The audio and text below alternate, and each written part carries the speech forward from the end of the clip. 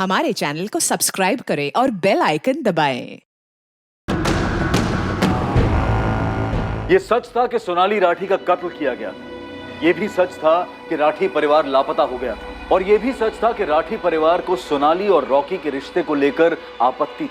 पर ये तीन अलग अलग सच इस केस के बड़े सच तक पहुंच नहीं रहे थे। इस केस के कई छुपे सच थे जिनका सामने आना बाकी था और उसके बाद एक और एंगल खुलने जा रहा था। हेलो, हिमालय आहूजा। जी, आप कौन? असिस्टेंट सब इंस्पेक्टर सरिता गिल, कुंतीबाग पुलिस स्टेशन। जी मैम, बोलिए। मयंक राठी बॉयफ्रेंड है तुम्हारा? जी, वो मेरी पर्सनल लाइफ है। यहाँ किसी की लाइफ गई है, 3 लोग गायब हैं। जानती हो किस बारे में बात कर रही हूँ मैं? जी, कुंतीबाग पुलिस स्टेशन जानती होगी। आ जाओ, अभी बात करनी है तुमसे। नहीं, मैं अभी नहीं आ पाऊंगी। मेरे पास तुम्हारे घर का एड्रेस है, हम लोग वहीं आ जाते हैं। जी नहीं मैम, एक्चुअली मेरी क्लासेस है, मैं उसके बाद आती हूँ। देर नहीं होनी चाहिए। तो मेघा, तुम्हें पक्का लगता है कि मयंक जिंदा है? पक्का? मैंने कब कहा पक्का? मैंने कहा मयंक शायद जिंदा हो सकता है। मेघा, तुम्हें लगता है कि मयंक अपनी बड़ी बहन सोनाली और माँ बाप इन सब का कत्ल कर सकता है? मर्डर, और वो भी मयंक, वो भी अपनी खुद की फैमिली का? नो वे मैम, आप शायद मयंक से मिली नहीं है। मयंक इतने वॉयलेंट टाइप का है ही नहीं। इनफैक्ट मैम, मुझे मयंक के लिए डर लग रहा है। ओम रजावत राठी का किराएदार था, मारपीट के भगाया गया था इसे। तो उस लड़की सोनाली के साथ इसका कुछ चक्कर था? इसका रूम पार्टनर था विकास गोयल। उसने बताया कि सोनाली को लेकर कुछ मसला तो हुआ था। किराएदार था यहाँ पे, तो पक्का आउट ऑफ हिसार का ही होगा। हाँ, इसकी फैमिली नमनपुर की है, पर उन्हें इन्वॉल्व मत करना। लास्ट टाइम पता चला था दिल्ली चला गया।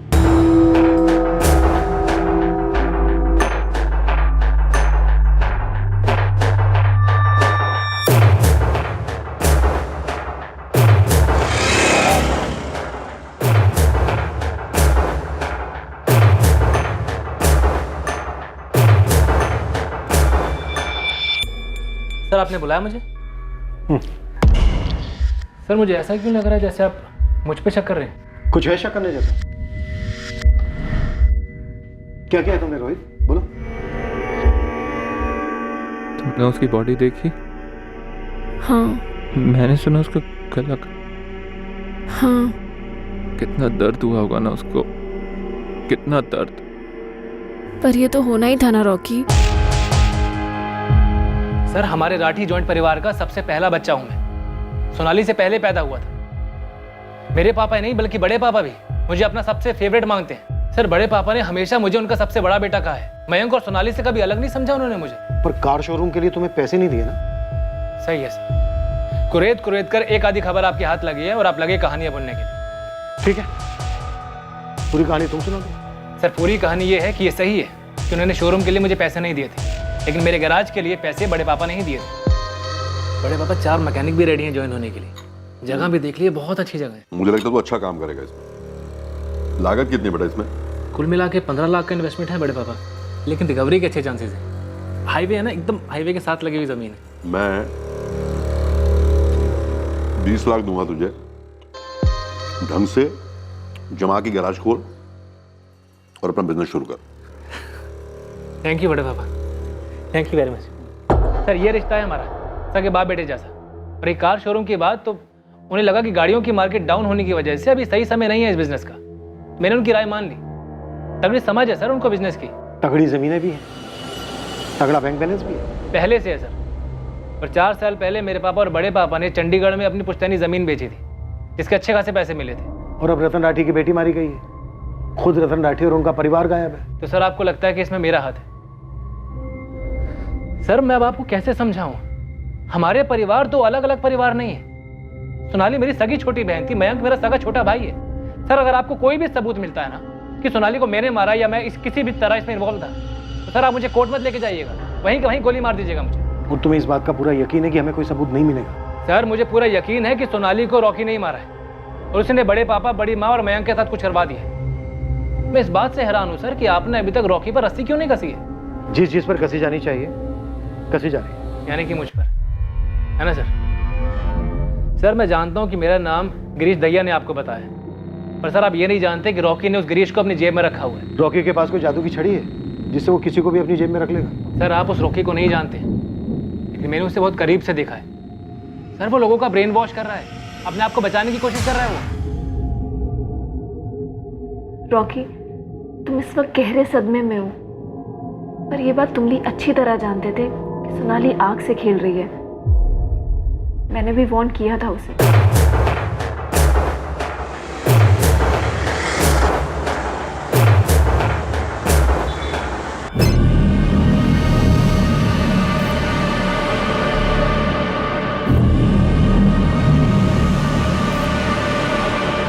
क्या बात है करण? ना तो काम पर जा रहा है, ना कुछ बता रहा है।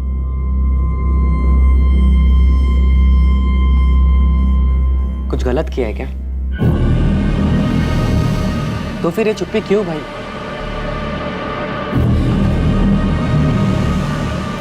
देख, अगर गलती से कुछ हो गया तो बता दे मुझे। हर चीज का हल होता है, मैं संभाल लूंगा। अच्छा बोल, क्या हुआ? आप क्या कह रही हैं मैम? मयंक कहाँ है हिमाली? मुझे क्या पता, मुझे खुद न्यूज़पेपर के जरिए पता चला कि मयंक की सिस्टर का मर्डर हो गया और उसका पूरा परिवार गायब है। फोटो छपे थे, शायद आप ही लोगों ने छपवाए होंगे। तुम इतना क्यों उत्तेजित हो रही हो? क्योंकि आप मुझसे ऐसे सवाल किए जा रही हैं। मुझे क्या पता कि मयंक कहाँ है।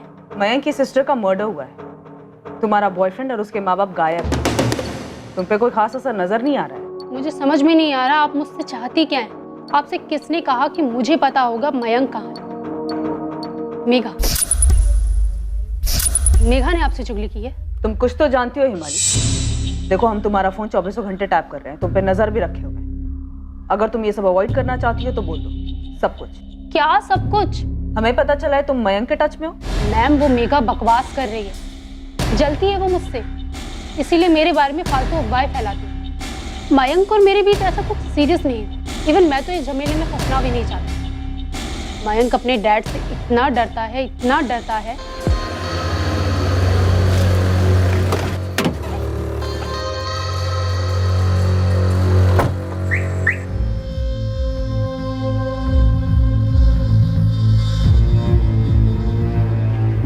मयंक, मयंक,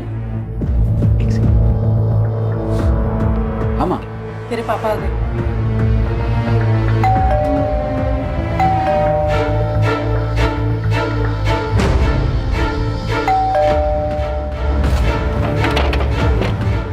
चलो चलो जल्दी चलो चलो। अरे चल।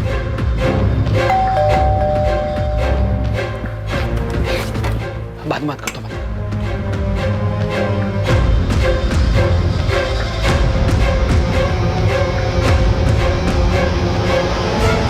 मैं शॉक्ड थी मैम। अपने डैड से इतना भी क्या डरना? अगर वो हमें साथ देख लेते तो क्या हमारी गर्दन काट देते? यार तू समझ है माली, मेरे डैड ना बिल्कुल अलग है। वो तेरे मॉम डैड की तरह बिल्कुल नहीं है। इतना डरा के रखते हैं तुझे? यार मेरे पापा की ना सोच बिल्कुल अलग है, पुराने ख्यालात के हैं, पता नहीं क्यों। और ऊपर से सोनाली दीदी का पंगा चलता रहता घर में। यार तू जीता कैसे मयंक? तेरी जगह मैं होती ना, मैं भाग जाती हूँ। इतना आसान नहीं है माली। और उस दिन जिस तरीके से तेरे घर की खिड़की से मुझे जंप करके भागना पड़ा, आई फील मानो मैं चोर हूँ। तू तो गुस्सा मत हो यार माली। एक तो घर में इतनी टेंशन रहती है और सोनाली और रॉकी को लेके घर में 24 घंटे राग।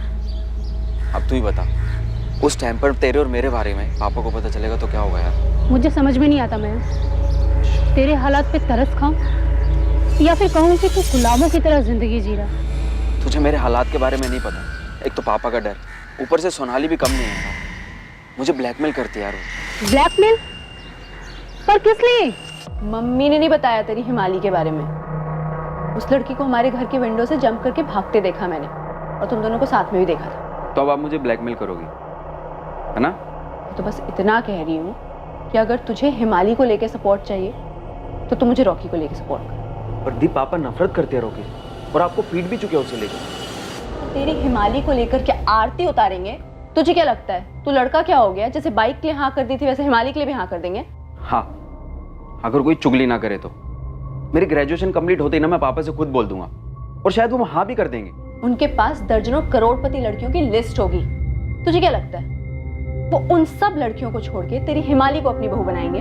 अगर मैंने रॉकी के लिए आपको सपोर्ट नहीं किया तो आप हिमाली के बारे में सब बता दो, है ना? दोबारा बोलिए और खुद सुन। कितना सेल्फिश लगता है, कितना खुदगर्ज लगता है। अरे मैं तो बस ये कह रही हूँ कि हम दोनों अब एक ही बोट में सवार हैं। किनारे लगेंगे तो साथ और डूबेंगे तो साथ। मयंक मुझे चक्कर आ रहे तेरी ये सब बातें सुन के। तो सोच यार, मुझे कैसा लगता होगा ये सब एक्सपीरियंस करते हुए। पर एक बात बोलूँ हिमाली, तू मेरे साथ है ना, तुम टुगेदर, तू मेरी स्ट्रेंथ है यार। मयंक इतना इमोशनली डिपेंडेंट हो गया था मुझ पर। सीरियसली मैडम, मैं सोच में पड़ गई थी कि मैं किस डेंजर जोन में फंस गई हूँ, इसलिए मैंने उससे ब्रेक ऑफ कर लिया। पूरा ब्रेक ऑफ? जी, tata bye bye full and final. 6 महीने हो गए। तो फिर मेघा को किस हिसाब से लगता है कि तुम मयंक के टच में हो? आप उसी से पूछिए ना। खुद को मयंक का बेस्टी कहती फिरती है पूरी दुनिया में। But you know what ma'am, मुझे पता है वो सीक्रेटली लाइक करती है उसे। उन दोनों के बीच में कुछ हुआ था? I don't know ma'am, even I don't care. मेरा नया बॉयफ्रेंड है अब, और अब आप मेरा फ़ोन टैप कीजिए और टैप डांस कीजिए। इस केस के बारे में आपको मुझसे और कोई जानकारी नहीं मिलने वाली। सो प्लीज़ मैम, मुझे इस केस से बाहर रखें प्लीज़। हिमाली, जब मयंक तुम्हारे साथ था तब उसने तुम्हें कुछ और बोला हो अपने पिता रतन राठी या बहन सोनाली के बारे में? उसके घर में क्या हो रहा था ये मुझे नहीं पता, पर मयंक और सोनाली दबे हुए थे अपने फादर के विशेष के नीचे, ये मुझे मालूम है। मैडम, क्या मैं अब जा सकती हूँ? और प्लीज़ मुझे इस केस से बाहर रखें। ओम रजावत का नाम सुना है तुमने? एक तरफ कह रहे हैं मयंक जिंदा है, उसे ढूंढने की कोशिश कर रहे हैं, और ऊपर से मुझ पर भी शक कर रहे हैं। पापा, मैं बार बार कह रहा हूँ कि ये सब रॉकी ने किया है, रॉकी को ढूंढो। लेकिन बेटा, पुलिस ने मुझे स्टेशन की सीसीटीवी फुटेज दिखाई थी। उस वक्त वो मुंबई के लिए निकल गया था। सुनिए, मुझे लगता है जेठ जी ने गुस्से में कुछ कर दिया और कहीं जाके छुप गए। कुछ कर दिया? मतलब सोनाली को भाई साहब ने मार डाला? हजारों बार धमकी जो दे चुकी थी मारने की। तो फिर मारकर भाग क्यों जाते? ताकि उन पर शक हो जाए।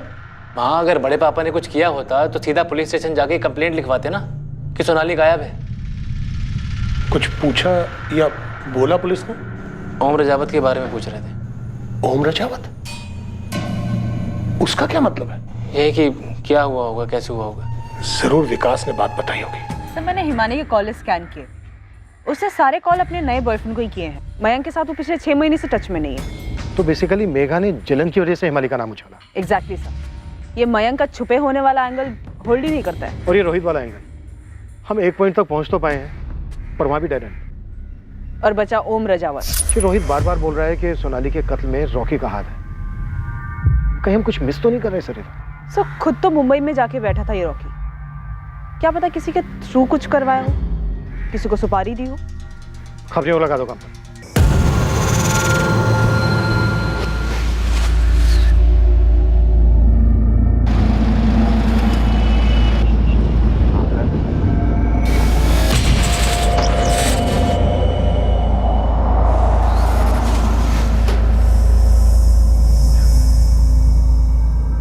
ये आपका ओम रजावत यहाँ गुरुग्राम में रहता है। पिछले 1 साल से बीपीओ में काम कर रहा है। क्या लगता है? यहाँ तो गुड बॉय बना हुआ है साहब, लेकिन फिर भी नंबर भेजता हूँ आपको। रिपोर्ट कार्ड मंगवा लीजिए टेलीफोन कंपनी से, यदि कोई लाल मार्किंग होगी तो दिख जाएगी।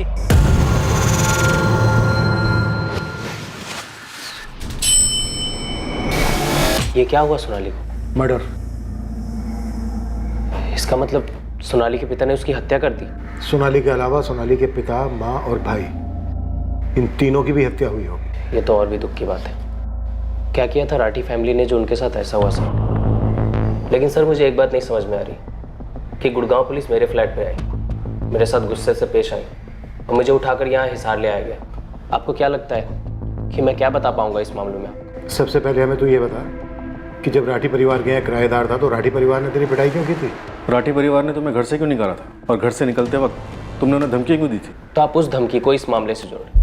एक मिनट सर, आप कहना क्या चाहते हैं कि 3 साल पहले मैंने जो धमकी दी थी उसे पूरा करने के लिए मैं वापस लौटा और राठी परिवार के सभी सदस्यों को आके मार दिया? धमकी दी थी तो धमकी देने के पीछे कोई वजह भी होगी ना? हाँ, दी थी। मेरा मतलब, मेरा जो रूममेट था विकास, मैंने उसके सामने गुस्से में कहा था कि इन सबको देख लूंगा। बहुत गुस्से में था, बहुत बुरी तरह से मारा था इन लोगों ने मुझे। सोनाली के कमरे में उसकी पिटाई हुई, उसके साथ गाली गलौज हुई, ये बात तुझे कैसे पता चली? पूछिए कैसे पता? कैसे पता?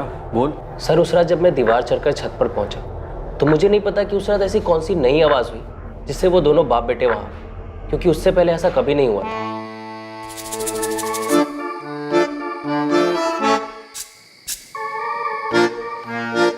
कैसे आता?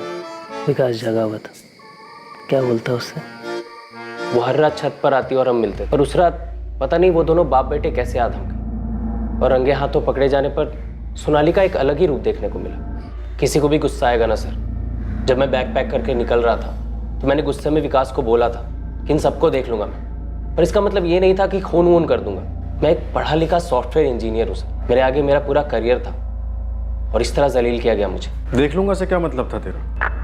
क्या इरादा क्या था तेरा? मैं चाहता था कि सीधे उनके घर पे जाऊं और बेल दबाकर सिर्फ एक बात पूछूं कि सालो, तुम्हारी बेटी ने सिर्फ तब चिल्लाया छोड़ो मुझे जब तुम दोनों वहां आ धमके। अगर मैं उसके साथ जबरदस्ती ही कर रहा था तो वो पहले क्यों नहीं चिल्लाई? पर तूने ऐसा नहीं किया और चुपचाप वहां से निकल गया। हाँ, एक्चुअली मैं ऐसा करने जा ही रहा था, तभी सोनाली का मैसेज आया मुझे। ओम, आई एम वेरी सॉरी यार, तुम्हें पीटा गया और गलत समझा गया। मेरी भी सॉलिड पिटाई हुई। प्लीज़ सीधे चले जाओ, उन्हें मेरी सच्चाई मत बताना प्लीज़ यार। उन्हें सच्चाई पता चली तो मेरे टुकड़े हो जाएंगे। सीरियसली, मैं तुझे हमेशा याद रखूंगी। प्लीज़ इस बात को यही भुलाकर चले जाना। प्लीज़ तेरे हाथ जोड़ती हूँ, पैर पड़ती हूँ मैं, प्लीज़। तो मैंने भी सारी बातों पे मिट्टी डाली और अपनी लाइफ में आगे बढ़ गया। कुछ और बता सकते हो जिससे हम कातिल तक पहुंच सकें? सर, ये 100% मुमकिन है कि सोनाली का मर्डर राठी फैमिली ने ही किया हो। और अब जब रतन जी, मयंक और सुषमा जी गायब हैं तो ज़रूर सोनाली के साथ किसी लड़के का भी मर्डर किया होगा। रॉकी सिंह, लेकिन वो तो जिंदा है। ये तो बहुत अजीब है, क्योंकि या तो दोनों को साथ में मारते या फिर पहले उसे फिर सोनाली को मारते। अगर इन दोनों को मार के राठी परिवार कहीं छुप सकता है तो वो कहाँ जा सकता है? तुम 2 साल किराएदार थे उनके, कुछ तो बता सकते हो? उतना तो कभी ध्यान नहीं दिया सर। हाँ, सोनाली के चाचा है संजय राठी और उनका लड़का रोहित, वो भी मिले होंगे इस मर्डर में। काफ़ी करीबी रिश्ता है उनका और सोच भी एक जैसी है उनकी। उन दोनों बाप बेटों पर शक है हमें, लेकिन अभी तक उनके खिलाफ कोई सबूत नहीं मिला। इनका एक और खास है, गिरीश दहिया, जो स्टोर कम चलाता है, उनकी चमचागिरी ज़्यादा करता है। पता है सर, मैं जब भी उस रात के बारे में सोचता तो अपनी पीठ थपथपाता कि उस रात मैंने जोश से नहीं होश से काम लिया। अगर उस रात गुस्से में आकर मैंने रतन राठी को सब कुछ बता दिया होता कि मेरे और सोनाली के बीच क्या चल रहा है, तो शायद उसकी मौत ही हो गई होती। फिर एक सुकून भी मिलता है कि मैंने ऐसा होने नहीं दिया, और अब देखो ऐसा ही हुआ। इन्वेस्टिगेशन इस केस के हर एंगल, हर मकसद के चक्कर काटने के बाद फिर वहीं आकर पहुंची जहां से इसकी शुरुआत हुई थी, ऑनर किलिंग का एंगल। अगर ये ऑनर किलिंग का केस था तो मर्डर के बाद रतन राठी, उसकी पत्नी सुषमा राठी, बेटा मयंक राठी कहां गायब हो गए थे? फिर 1 हफ्ते से छपा रहे हैं सर, लेकिन कोई खबर नहीं। राठियों के बैंक अकाउंट्स में कोई मूवमेंट? No sir. रईस परिवार है, अब तक हम ये मानकर चल रहे हैं कि उन्होंने अपनी बेटी की ऑनर किलिंग की। भला कोई इतने महीनों तक अपना घर बार, इतना बड़ा बिजनेस छोड़कर कैसे गायब रह सकता? ऑनर किलिंग नहीं है, और अगर इन तीनों को कत्ल किया गया तो लाशें तो होनी चाहिए। 6 महीने बीत चुके, अभी तक कहीं से कोई मैचिंग लावारिस लाश तक रिपोर्ट नहीं हुई। तो मोटा मोटा अभी तक इस केस को लेकर हमारे पास कोई लीड नहीं। No sir. इन्वेस्टिगेशन एक डेड एंड पर आ पहुंची थी। राठी परिवार के तीनों सदस्यों की कोई खबर सामने नहीं आई थी। सोनाली का प्रेमी रॉकी और उसकी ऑफिस कलीग प्रज्ञा के बीच बढ़ती करीबी देखी गई, पर कोई ऐसा सुराग नहीं मिला जो सोनाली के कत्ल की तरफ इशारा करता। सोनाली के मर्डर को और राठी परिवार को गायब हुए अब पूरा 1 साल बीत गया, और फिर जुलाई 2018 में अचानक इस केस से जुड़ी एक बात सामने आई।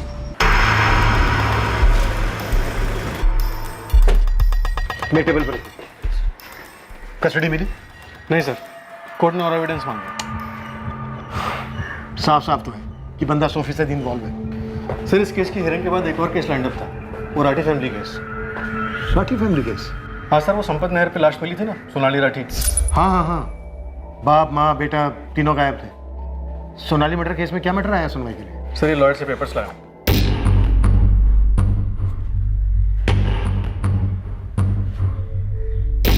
संजय राठी अपने बड़े भाई रतन राठी की प्रॉपर्टी और बैंक अकाउंट पर क्लेम कर रहा है। हाँ सर, सुनते ही मुझे खटका हुआ। फिर मैंने उनके वकील से बात की और उसने बताया कि संजय ने मजिस्ट्रेट के सामने ही अर्जी डाली।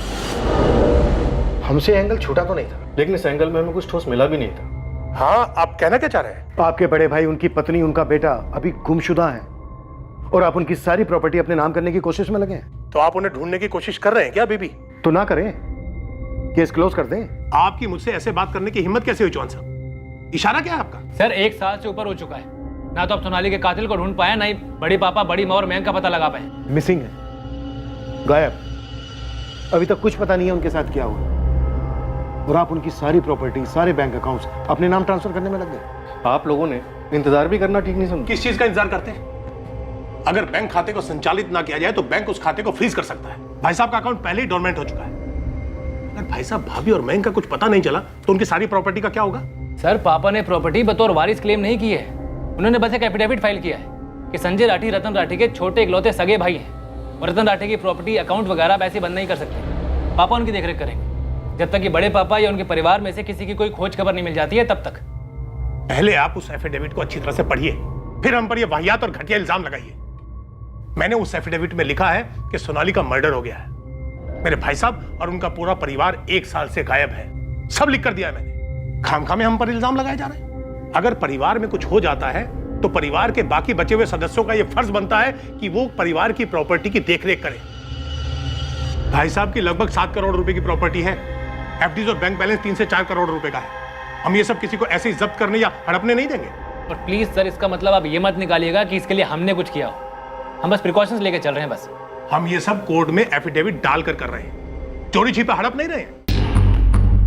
सर, ये सच है, इन्होंने एफिडेविट में सब कुछ साफ साफ मेंशन किया, जैसे कि इन्होंने बताया। मैंने इनके लॉयर से भी बात की, उसका भी कहना यही है कि इन्होंने कुछ भी नहीं छुपाया। सर, इस संपत नायर पर कुछ भी छुपाने की कोशिश नहीं की। सोनाली की लाश की बगल में फैमिली कार की असली नंबर प्लेट, कुछ भी नहीं। सर, हमें गाड़ी में जो खून के सैंपल्स मिले थे वो सिर्फ सोनाली के थे। हमने नहर भी 2 बार स्कैन करवाई, लेकिन लाश कहीं नहीं मिली। अगर फैमिली ने किया होता तो 1 साल तक गायब नहीं रह पाते। और ये संजय राठी और उसका बेटा रोहित, इनके खिलाफ भी कभी हमें कोई सबूत नहीं मिला। ऐसा क्यों? इन्वेस्टिगेशन ने फिर से एक बार संजय राठी और रोहित राठी की सभी मूवमेंट्स को स्टडी करना शुरू कर दिया। 1 साल के बाद इस केस से जुड़े सभी लोगों पर भी फॉलो अप शुरू किया गया, पर फिर एक बार पुलिस कोई प्रोग्रेस नहीं कर पाई। केस हल होने का नाम ही नहीं ले रहा। 1 और साल बीत गया, केस फाइल धूल चाटती रही और फिर आया एक फोन कॉल। सोनाली। कौन सोनाली? वो तकलीफ में? रात भर सो नहीं पाता हूँ साहब। ये सोनाली कोई लड़की है जो तुझे छोड़ गई है? अब तो रोता ही रहेगा या कुछ ठीक से बताएगा भी? रोना बंद कर। सोनाली एक आम नाम है। ड्यूटी पर इंस्पेक्टर के जहन में यह बात आई ही नहीं कि जिस सोनाली का नाम यह अज्ञात कॉलर ले रहा है उसका सोनाली राठी से कनेक्शन हो सकता है, जो 2 साल पहले कत्ल कर दी गई थी।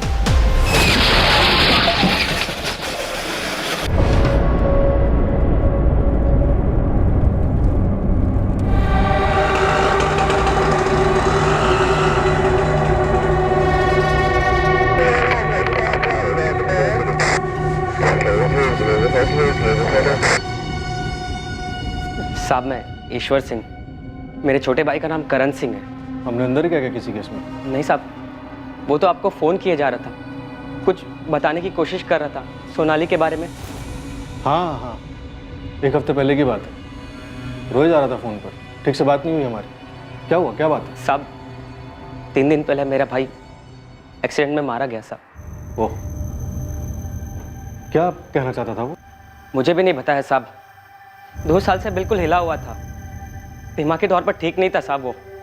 हमने डॉक्टर, वैद्य, हकीम सबको दिखाया पर कोई असर नहीं हुआ साहब। काम काज भी छोड़कर बैठा था, कुछ खाया जा रहा था साहब उसे। तो तुम क्या चाहते हो ईश्वर? उसके कपड़े और चीज़ें अलग कर रहा था किसी गरीब को देने के लिए साहब। तब ये मिला साहब। मेरा भाई 7वीं से आगे पढ़ नहीं पाया, पर वो लिख सकता था साहब। और 2 साल मैं भी कभी समझ नहीं पाया कि करण क्यों ठीक से कुछ बता नहीं पा रहा कि क्या हुआ है उसके साथ। करण जो किसी से नहीं बोल पाया वो सब इसमें लिख दिया है साहब।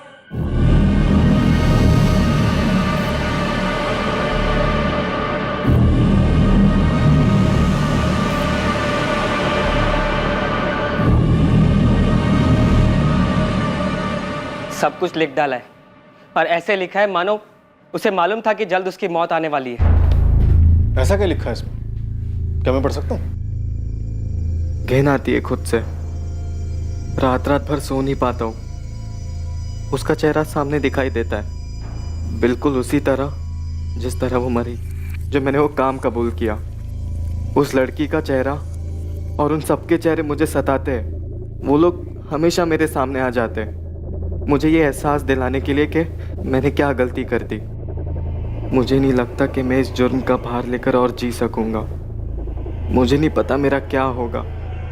मैं कुछ भी करूं, आप मुझे जितने भी पैसे दे दो, पर मैंने जो गलत किया है उसका पाप कभी नहीं मिटेगा, कभी नहीं। और तुम्हें इसका बिल्कुल अंदाजा नहीं था? होता तो आपके पास ऐसे आता साहब। मैं बस अपनी भाई की हालत देख देख कर खुद ही हताश होने लगा था। मैं तो सोच भी नहीं सकता था कि उसके गैराज का मालिक उससे ऐसे काम करवा रहा है। तब वो सिर्फ 17 साल का था साहब। क्यों किया ऐसे रोहित सेठ ने?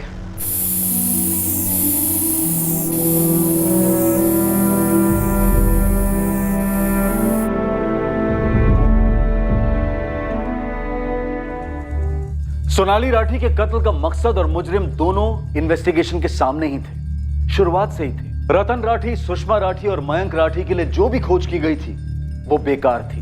ये तीनों कभी मिलने ही नहीं वाले थे। इस केस का एक बहुत भयंकर ट्विस्ट अभी आना बाकी था।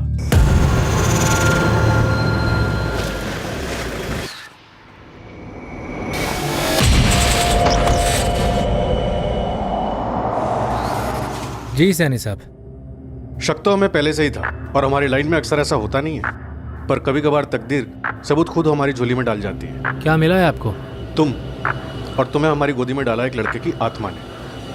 करण सिंह नाम था उसका, जो 3 दिन पहले एक एक्सीडेंट में मारा गया। कभी यहाँ इस गैराज में काम करता था और तुमने उससे ऐसा घिनौना काम करवाया जिसने उसे जीते जी मार डाला।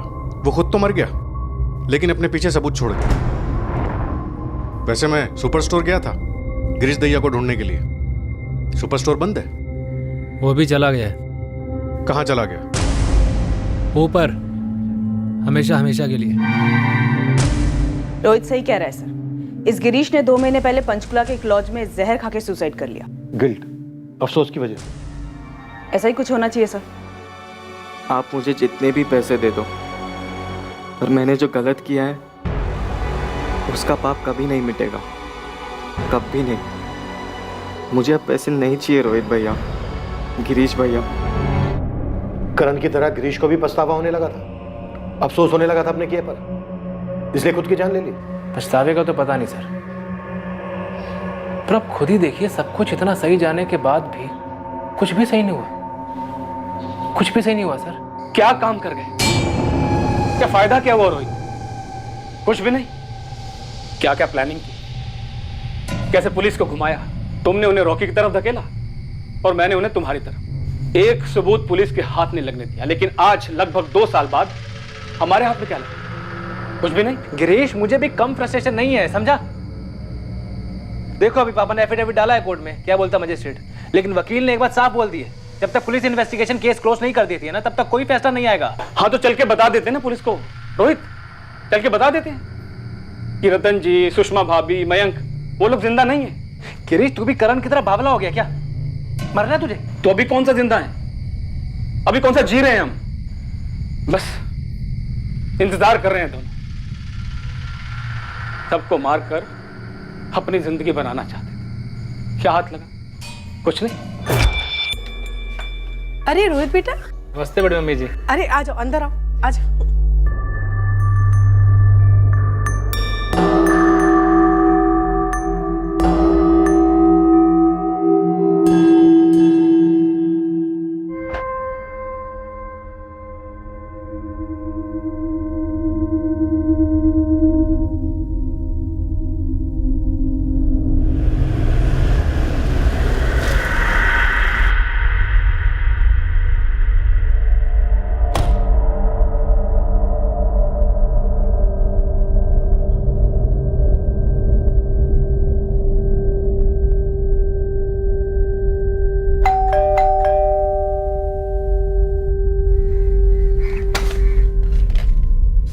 नमस्ते बड़े पापा। अरे रोहित, कैसा बेटा? जी अच्छा।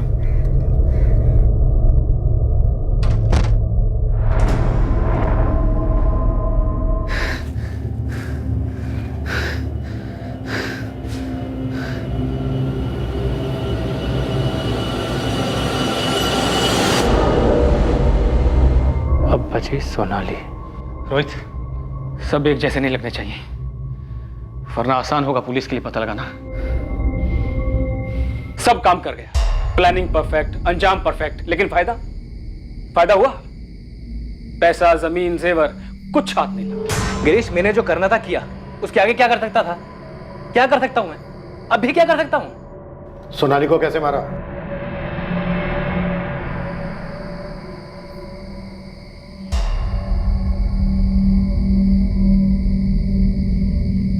अरे रोहित भैया, आप बाहर क्या कर रहे हैं? तेरा ही इंतजार कर रहा हूँ। चल, बड़े पापा, बड़ी मम्मी, मयंक सब मेरे घर पे तेरा इंतजार कर रहे हैं। बड़े पापा ने बोला कि जाओ सोनाली को लेके आओ, और गाड़ी भी साथ लेने के लिए कहा है। रोहित भैया, अगर आप सब लोग मिलके मुझे लेक्चर देने वाले हैं रॉकी को छोड़ने के लिए, तो इस बार छोड़ने के लिए नहीं, जोड़ने के लिए बोला है। मतलब तेरी और रॉकी की शादी। क्या? अरे प्लीज बाबा, अब तो कोई सवाल मत पूछियो। बड़े हाथ पैर जोड़ने पड़े मुझे बड़े पापा के और पापा के, तब जाके माने वो। आपने? हाँ मुझे पता। तो ये सोच रही है ना कि मैंने भी कई कोशिशें की हैं कि रॉकी तेरी जिंदगी से चला जाए, पर यार मैंने सोचा कि मैं जब जब रॉकी से मिला हूँ वो बंदा इतना बुरा नहीं है, प्यार भी करता है तुझसे। मैं भी करती हूँ। वो तो देख ही रहा है। सोनाली देख, मैं बस तेरी खुशी चाहता हूँ, और तू रॉकी के बिना कुछ रह नहीं पाएगी। तो सोचा चलो तेरी खुशी के सामने हम हार जाते हैं, तो बस फिर क्या था, बात छेड़ दी शादी की घर पे, और वो मान गए हैं। थैंक यू रोहित भैया। अच्छा चल जल्दी चल, कहीं मना ना कर दे, चल जल्दी जा।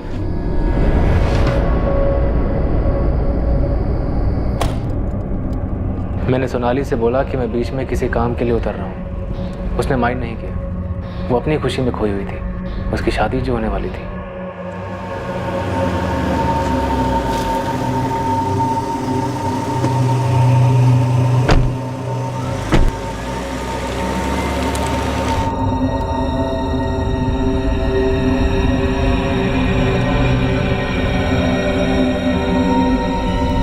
हमने सोनाली का कत्ल करण से करवाया।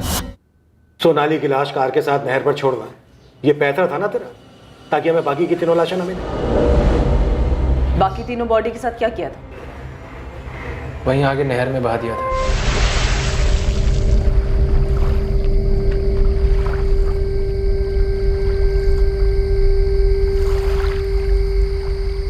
इससे अच्छा होता थोड़ा थोड़ा करके रतन जी का पैसा लौटा देता, लेकिन अब तो पैसा ही नहीं आ रहा, और ऊपर से 4-4। गिरीश, संभाल अपने आप को, 1-2 साल में पैसा हाथ लगेगा।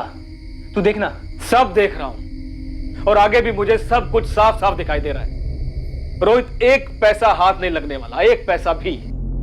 तेरे फादर संजय राठी भी शामिल थे इस साजिश में। तेरे फादर संजय राठी भी शामिल थे इस साजिश में। सर, मुझे इतना मालूम चला था कि अगर बड़े पापा के परिवार में से कोई भी जिंदा नहीं बचता है तो उनकी सारी प्रॉपर्टी किसी करीबी रिश्तेदार को चली जाएगी, जो होते मेरे पापा, और उनसे सब कुछ मुझे मिल जाता। गिरीश को कैसे बनाया? बड़े पापा से लोन लिया था, उसमें चुका नहीं पा रहा था, घसीट लिया उसे भी। और करण को पैसों का लालच दिया? 5,000। रतन राठी ने तुझे कार शोरूम के लिए पैसे नहीं दिए थे, यही एक वजह थी? नहीं सर, यही एक कारण नहीं था, और भी कई कारण थे। मयंक और सोनाली के पैदा होने से पहले उस घर का लाडला था मैं। बड़े पापा अपना बेटा मानते थे मुझे, हर मांग पूरी करते थे, पर जैसे उनके अपने बच्चे हुए, अपनी सारी प्रॉपर्टी मयंक के नाम से खरीदते थे। और सोनाली अगर भागकर रॉकी से शादी कर लेती ना, तो उसे एक पैसा नहीं मिलता, उसका सब कुछ भी मयंक को मिल जाता। मुझे क्या मिलता? मुझे तो कुछ भी नहीं मिलता ना। यही सब सोच के मेरा दिल जलकर राख हुआ जा रहा था। और जब मैं उनके पास शोरूम के लिए पैसे मांगने गया तो मना भी कैसे किया? कैसे? तेरे बस का नहीं है शोरूम वोरूम। क्यों बड़े पापा, अब ऐसा क्यों बोल रहे हैं? क्योंकि बिजनेस करने के लिए अकल चाहिए, और वो तेरे अंदर है नहीं। क्यों अकल नहीं? गैराज ठीक से तो चला रहा हूं मैं। इसे तू ठीक से चलाना कहता है? तेरे पे तरस खा के तुझे गैराज दिया मैंने, क्या किया तूने उसका? बड़े पापा पर देख बात सुन, ये रिश्तेदारी अपनी जगह पे है, घाटे का धंधा मैं किसी के साथ ना करूं। बड़े पापा, पर आपने कहा था कि बिजनेस शुरू करने में आप मुझे सपोर्ट करेंगे। चंडीगढ़ में भी जब आप घर ले रहे थे, आपने कहा था मेरे नाम पर लेंगे, वो भी अल्टीमेटली आपने मयंक के नाम पर ले लिया। जलन होती है ना मयंक से। बड़े पापा, जलन क्यों होगी? पर आप मेरे लिए कुछ भी नहीं कर रहे हैं। कुछ भी नहीं? ये इतना बड़ा गैराज खोल के देना तेरे लिए कुछ भी नहीं है। कोई और होता ना बेटा तो उस एक गैराज से 4 गैराज बना था। ये जिस शोरूम की तू बात कर रहा है खुद अपने पैसों से खोलता, कोई काबिल बिजनेसमैन होता ना तो जो 20 लाख रुपए मैंने तुझे दिए हैं वो सूद समेत मुझे लौटाकर साबित कर देता कि वो राठी है, असली राठी। तो ये तू क्या कर रहा है? फिर से वही गिड़गिड़ा रहा है पैसों के लिए भिखारी की तरह। एक बात कान खोल के सुन ले, मुझसे अब तुझे एक ढेला नहीं मिलने वाला। क्यों? क्योंकि तू इसके लायक ही नहीं है। जा जाके अपना गराज संभाल, वहीं से पैसे कमा अपने। नहीं, सिर्फ बेइज्जती नहीं, उन्होंने बड़ी नाइंसाफी की थी मेरे साथ। और तूने इंसाफ किया पूरे परिवार का कत्ल करके? रोहित के माँ बाप यकीन ही नहीं कर पाए। वो ये जानकर सदमे में थे कि उनके बेटे रोहित ने अपने बड़े पापा और उनकी पूरी फैमिली का सफाया कर दिया था। रॉकी हैरान था ये जानकर कि सोनाली के कत्ल का कारण उसका और सोनाली का संबंध नहीं था। रतन राठी, सुषमा राठी और मयंक राठी की लाशें आज की तारीख में भी नहीं मिली हैं। रोहित की किस्मत में अब यही है कि उसे एक नहीं बल्कि 4 मर्डर्स के चार्जेस का सामना करना पड़ेगा। किस्मत किसी की नहीं बदली यहां, और अच्छे के लिए तो बिल्कुल ही नहीं। जब कलम हो जुर्म की और स्याही हो किसी मासूम के लहू की, तो फिर अच्छी तकदीर भला कैसे लिखी जाएगी? ऐसे कई केसेस हैं जहां कातिल ने कत्ल को बड़ी सफलता से छुपाया, पर अपने जमीर, अपने दिलो दिमाग पर वो लंबे अरसे तक पर्दा नहीं डाल पाए। उन्हें अपराध बोध सताता है, डर दबाता है, और जिंदगी का हर एक दिन किसी सजा से कम नहीं लगता। अरमान होना कोई गुनाह नहीं है, और किसी और से अपनी तुलना करना भी कोई पाप नहीं है, लेकिन उस लेवल को हासिल करने के लिए, उस मकाम तक पहुंचकर खुशी से रहने के लिए सिर्फ और सिर्फ ईमानदारी, काबिलियत और मेहनत के रास्ते पर चलना होता है। किसी और से उसे जुर्म के जरिए छीनना इंसान को सुकून के रास्ते पर नहीं बल्कि अंधी गली में छोड़ देता है, जीवन भर तड़पने के लिए। और हाथ में क्या आता है? कुछ नहीं। अब मैं अनूप सोनी आपसे विदा लेता हूं, और याद रखें, जुर्म और आपके बीच में सिर्फ इतना फर्क है कि आप कितने सतर्क हैं। सतर्क रहें, सुरक्षित रहें। जय Hind. For more updates, subscribe to our channel, click the show links and enjoy watching the videos.